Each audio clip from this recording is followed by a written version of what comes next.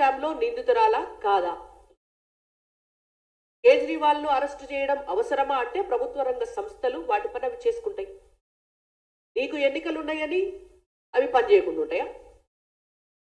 అచ్చా, అందుకే మీరు బీఆర్ఎస్ పార్టీకి లాభం చేసేటందుకు కాళేశ్వరం స్కామ్ కు సంబంధించి ఈ రోజు వరకు కూడా ఎఫ్ఐఆర్ నమోదు చేయలేదా? ఇవాళ ఏసీబీ ఎవరి హ్యాండ్ ఓవర్లు ఉంటుంది? రాష్ట్ర ప్రభుత్వ ఆధ్వర్యంలో ఉంటుంది. మీరు ఏసీబీ కేసు ఎందుకు ఫైల్ చేయలేదు? ఎఫ్ఐఆర్ ఎందుకు ఈ రోజు వరకు కూడా కాళేశ్వరం కేసులో ఎఫ్ఐఆర్ ఎందుకు రిజిస్టర్ చేయలేదు అని మేము అడుగుతున్నాం. ఎన్నికలున్నాయి, ఎన్నికల్లో బీఆర్ఎస్ పార్టీకి లబ్ధి చేసేటందుకే రేవంత్ రెడ్డి గారు కాళేశ్వరం ఫైల్ పక్కన పడేసిండ్రా?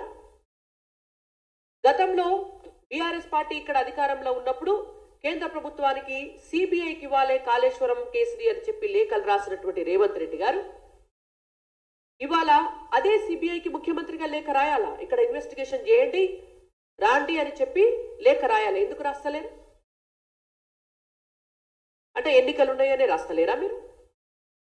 ఎన్నికల్లో బీఆర్ఎస్ పార్టీతో లాలుచి పడ్డారా మీరు? దానికి రేవంత్ రెడ్డి గారు సమాధానం చెప్పాలా. ఫోన్ ట్యాపింగ్ మీద నడుస్తుంది. ఫోన్ ట్యాపింగ్ అనేటువంటి అంశం మాత్రం మరి ఎందుకు తీసుకున్నారు మీరు? ఎలక్షన్ల టైమే కదా. మరి ఎలక్షన్ల టైంలో ఫోన్ ట్యాపింగ్ మీద చర్చ ఎందుకు నడుస్తుంది తెలంగాణ రాష్ట్రంలో?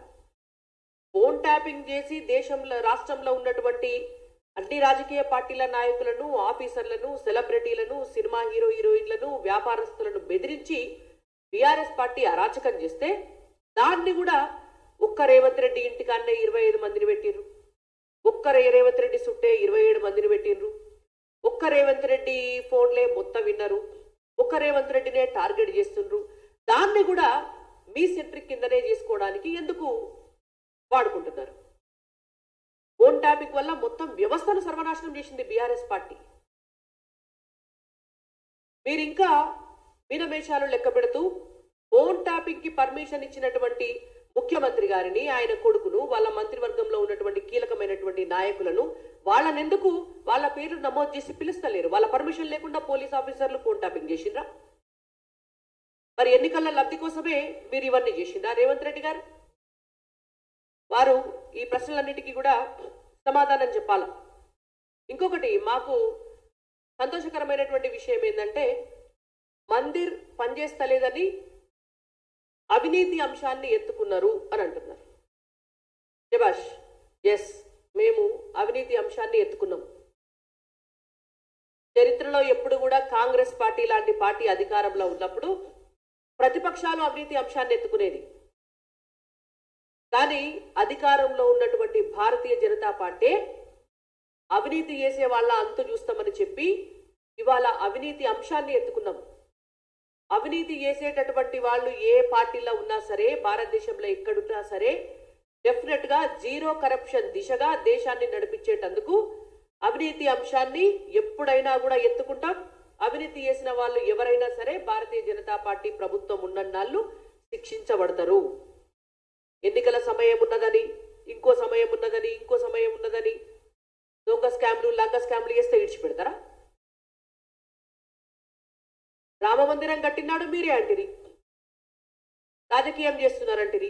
ఇవాళ మళ్ళీ మీరే మాట్లాడబడితిరి. అవినీతి అంశాన్ని ప్రజల్లోకి తీసుకెళ్తే మంచిదే కదా. అది ఒక రాష్ట్ర ముఖ్యమంత్రిగా you have to appreciate it. కానీ ఇలా అవినీతి చేసే వాళ్ళల్లో మెజారిటీ నాయకులు మీ కాంగ్రెస్ పార్టీ నాయకులు, మీ కాంగ్రెస్ పార్టీకి అనుబంధంగా ఉండేటువంటి బీఆర్ఎస్ పార్టీ నాయకులు ఉంటారు కాబట్టి మీకు భయం అవుతుంది. నిజంగానే 370 ఆర్టికల్ అయిపోయింది. అది అయిపోయాక త్రిపుల్ తలాక్ అయిపోయింది. 370 ఆర్టికల్ పట్టుకున్నప్పుడు రాజకీయం అన్నారు. అదే డిమానిటైజేషన్ అప్పుడు రాజకీయం అన్నారు. త్రిపుల్ తలాక్ అప్పుడు రాజకీయం అన్నారు. రామ మందిరం కడితే రాజకీయం అన్నారు. ఇప్పుడు అవినీతి పట్టుకుంటే రాజకీయం అంటున్నారు. మీకు ఎందుకు భయం అవుతుందంటే ఈ అవినీతి అంశంలో కూడా రేపో మాపో ఓటుకు రేటు కేసు కూడా వస్తుంది కాబట్టి. ఓటుకు నోటు కేసు రేపో మాపో అవినీతి లెక్కల్లో అది కూడా లైన్లకు వస్తుంది. అది కూడా లైన్లకు వస్తుంది కాబట్టి భయం అవుతుంది రేవంత్ రెడ్డి గారికి. ఇవన్నీ ఎందుకు మీకు? నేషనల్ ఇష్యూస్, నేషనల్ టీవీలు, నేషనల్ ఇంటర్వ్యూలు మేమేం అడుగుతున్నామంటే, తెలంగాణ రాష్ట్ర ముఖ్యమంత్రిగా మీరు ఎన్నికల సమయంలో తెలంగాణ ప్రజలకు ఇచ్చినటువంటి బొచ్చడని హామీలు ఉన్నాయి.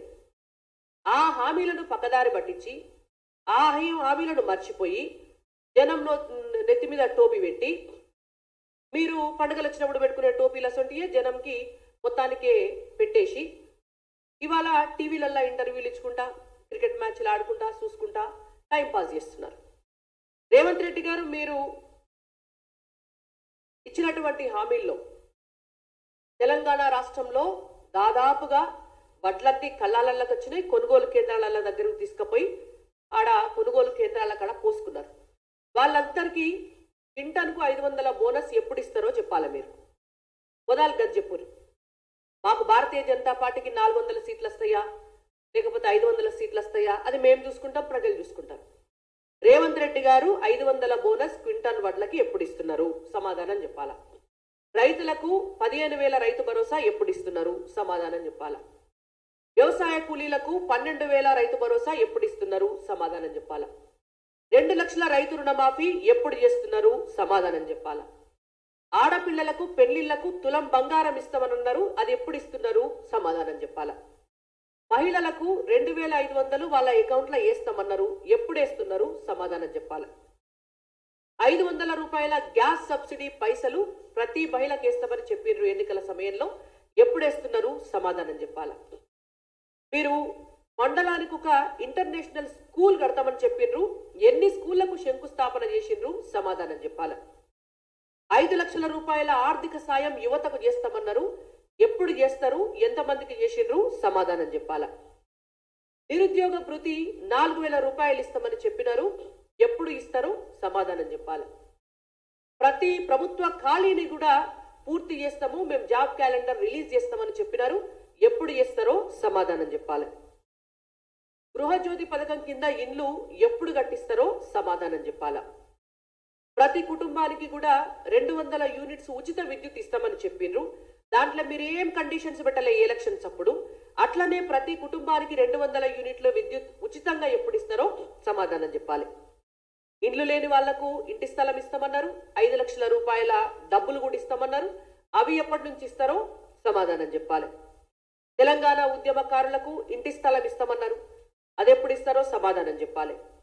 వృద్ధులకు, వితంతువులకు, వికలాంగులకు పెన్షన్ 4,000 రూపాయలు ఇస్తామని చెప్పిండ్రు, అది ఎప్పుడు ఇస్తారో సమాధానం చెప్పాలి. ఇన్ని కాదు, ఇంకా వీటితో పాటు మొత్తం 60 ఉన్నాయి మీరు ఇచ్చినటువంటి ఎన్నికల హామీలు.